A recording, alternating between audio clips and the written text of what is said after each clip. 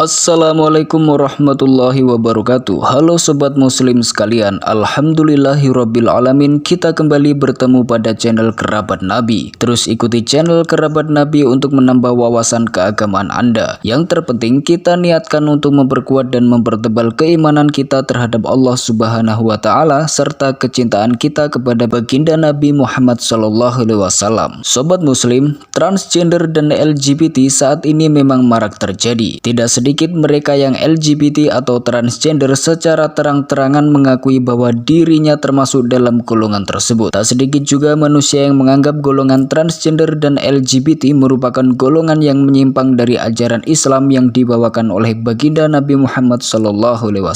Di samping sisi gelapnya, ternyata ada kaum transgender dan LGBT yang sedang ingin berusaha kembali mencari jalan yang lurus dan bertobat atas segala perbuatannya. Sayangnya, mereka sudah terlanjur dikucilkan dan direndahkan oleh lingkungan dan masyarakat. Seperti yang terlihat saat Habib Umar bin Hafiz berkunjung ke Malaysia dan menjumpai umat-umat muslim di sana. Saat di tengah pengajian berlangsung, ada seorang yang mengaku transgender dan LGBT dengan berpenampilan layaknya perempuan berambut panjang bertanya kepada Habib Umar bin Hafiz. Dalam pertanyaan tersebut, dirinya mengaku bahwa dia dan beberapa temannya yang juga hadir merupakan manusia yang sudah melakukan banyak sekali dosa, sehingga masyarakat sudah menghukum atau meletakkan hukuman bahwa tempatnya di neraka. Dirinya lantas menanyakan pendapat sang Habib tentang golongan transgender ataupun LGBT. Merespon pertanyaan tersebut, Habib Umar mengatakan bahwa di dunia ini ada dua jenis dosa, yakni dosa besar dan dosa kecil. Dosa kecil dapat terhapus dengan banyak melakukan kebaikan, sedangkan dosa besar tidak bisa terampuni kecuali bertobat kepada Allah Subhanahu wa taala. Selanjutnya beliau menceritakan suatu riwayat di mana pada zaman itu ada sekelompok perampok yang sedang merampok suatu kafilah atau orang yang sedang di perjalanan. Kelompok kafilah tersebut lantas memberikan sebuah kopi kepada perampok-perampok tersebut, namun tidak mau meminumnya. Saat ditanya kenapa alasan tidak mau meminum kopi yang sudah dihidangkan, ketua perampok itu menjawab bahwasanya mereka atau para perampok itu sedang berpuasa. Maka kata seorang yang dirampok tadi menanyakan, kenapa kamu berpuasa? Sedangkan pekerjaanmu adalah merampok, mengambil hak orang dan merampas harta orang. Ketua perampok tersebut menjawab memang benar bahwa dirinya banyak melakukan dosa, namun para perampok tersebut tidak mau memutus hubungan dengan Allah dengan suatu ibadah yang ingin dilakukannya kepada Allah Subhanahu wa taala. Setelah beberapa tahun, ketua perampok tersebut melaksanakan haji dan bertemu dengan seseorang yang waktu itu dirampoknya. Kemudian orang yang pernah menjadi korban rampoknya melihat ketua perampok ini melaksanakan haji dengan khusyuk, dengan ibadah yang benar-benar khusyuk kepada Allah Subhanahu wa taala. Kemudian dia berkata, "Wahai ketua perampok, kamu sudah bertobat tidak seperti dulu?" Lalu ketua perampok menjawab, "Iya, ini adalah hikmah dan manfaat dari ibadah saya yang dulu yang aku tidak putuskan kepada Allah. Inilah hasilnya, buah dari aku menghubungkan diri kepada Allah pada waktu itu."